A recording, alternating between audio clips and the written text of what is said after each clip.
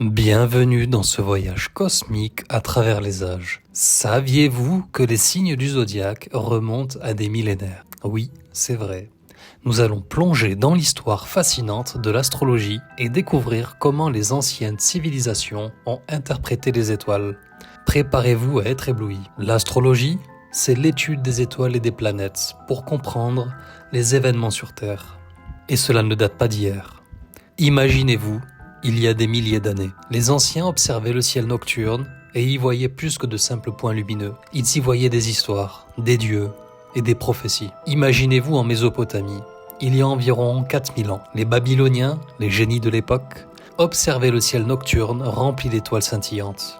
Ils ont commencé à relier les points pour former des constellations et prédire des événements terrestres. C'est comme si vous jouiez à un jeu géant de relier les points, mais avec le destin de l'humanité en jeu. Les Babyloniens ont été les premiers à diviser le ciel en 12 parties égales, correspondant aux 12 signes du zodiaque.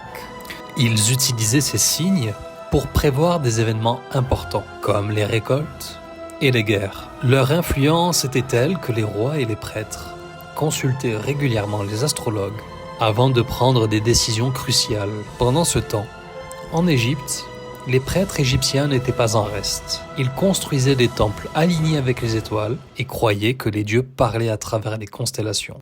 Les pyramides elles-mêmes étaient témoignages de leur amour pour les cieux. Imaginez organiser une fête sous les étoiles et recevoir des messages des dieux égyptiens. Les Égyptiens utilisaient aussi l'astrologie pour guider leur vie quotidienne et leurs cérémonies religieuses. Par exemple, ils alignaient leurs monuments avec des constellations spécifiques pour honorer leurs dieux et s'assurer de leur bénédiction. Les Babyloniens ont divisé le ciel en 12 parties égales, chacune correspondant à une constellation différente. Ils pensaient que ces signes pouvaient influencer la vie quotidienne, de l'agriculture aux affaires royales. Imaginez si votre signe astrologique déterminait votre emploi. Chaque signe avait sa propre personnalité et ses propres mythes. Par exemple, le bélier était associé à des traits de courage et de leadership, tandis que le taureau symbolisait la force et la stabilité.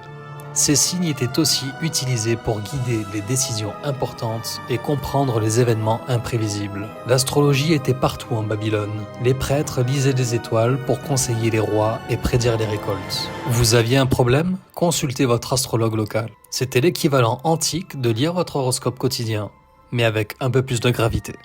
Les Babyloniens croyaient que les étoiles et les planètes étaient des manifestations des dieux, et leurs mouvements influençaient directement la vie sur Terre. Ces croyances étaient si fortes que même les événements politiques étaient souvent déterminés par des consultations astrologiques. Les Grecs ont adopté l'astrologie babylonienne et l'ont rendue encore plus cool. Des philosophes comme Ptolémée ont écrit des livres entiers sur le sujet, ajoutant des éléments mathématiques et des théories complexes. C'est comme si vous preniez un vieux jeu et que vous le remasterisiez. Les Grecs ont intégré l'astrologie dans leur étude philosophique et scientifique. Ptolémée, avec son œuvre Tétrabiblos, a jeté les bases de l'astrologie occidentale en développant des concepts comme les maisons astrologiques et les aspects planétaires. À Rome, l'astrologie était à la mode. Les empereurs la consultaient pour prendre des décisions importantes. Imaginez si votre patron lisait les étoiles avant de décider de votre promotion. Les astrologues romains étaient très respectés et souvent consultés par les empereurs. Ils pensaient que les étoiles pouvaient prédire leur succès militaire, les mariages et même la durée de vie des empereurs. L'astrologie faisait partie intégrante de la culture romaine, influençant tout, des fêtes aux cérémonies religieuses. En Inde, l'astrologie védique était florissante. Les signes astrologiques étaient liés au cycle de la vie et aux réincarnations. C'était comme avoir un guide spirituel personnel basé sur les étoiles. Elle se base sur les positions des planètes et des étoiles au moment de la naissance d'une personne. Elle est utilisée pour déterminer le karma et les influences futures. Les nakshatras, miroirs lunaires, et les dashas, périodes planétaires, sont des concepts clés de l'astrologie védique. L'astrologie chinoise utilisait un cycle de 12 ans. Chaque année était représentée et est toujours représentée par un animal. Elle se base sur un cycle de 12 années, chaque année étant associée à un animal: rat, buffle, tigre, lapin, dragon, serpent, cheval, chèvre, singe, coq, chien et cochon. Chaque animal est associée à des caractéristiques spécifiques et influence la personnalité des personnes nées sous son signe.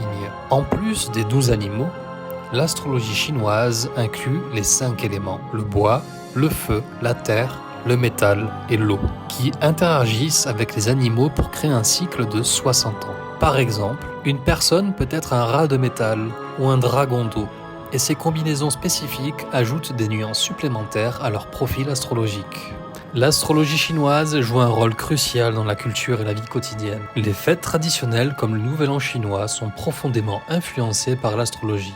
Les dates de mariage, les déménagements et des affaires importantes sont souvent choisies en fonction des horoscopes chinois pour garantir la chance et la prospérité. Au Moyen Âge, l'astrologie était intégrée aux universités.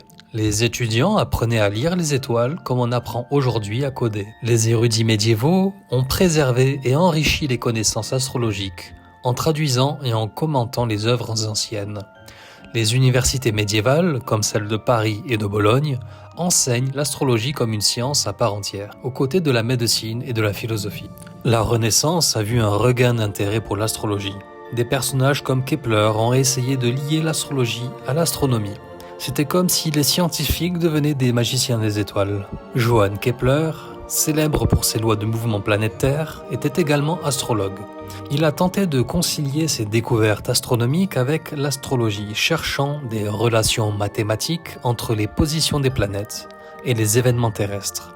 Cette période a également vu une explosion d'œuvres artistiques et littéraires inspirées par l'astrologie. Aujourd'hui, ce concept est partout. Des horoscopes dans les magazines aux applications sur nos smartphones. Vous pouvez même obtenir une lecture astrologique personnalisée en quelques clics. L'astrologie moderne a évolué pour inclure des aspects psychologiques et spirituels. Des personnalités comme Carl Jung ont exploré les liens entre les archétypes astrologiques et les profondeurs de l'inconscient humain. Les horoscopes sont devenus un divertissement quotidien et les applications mobiles permettent d'obtenir des prédictions instantanées. Avec les avancées technologiques, l'astrologie continue d'évoluer. Qui sait, peut-être que bientôt, nous pourrons lire notre avenir dans les étoiles grâce à l'intelligence artificielle. Les logiciels astrologiques et les applications utilisent des algorithmes sophistiqués pour générer des cartes du ciel précises et des prédictions détaillées. L'IA pourrait un jour analyser des millions de données astrologiques pour fournir des conseils encore plus personnalisés et précis.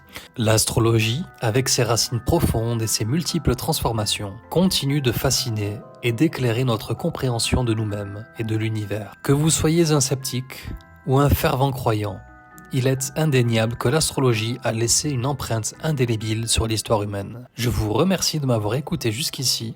Je vous dis à bientôt pour de nouvelles vidéos sur l'âme éveillée.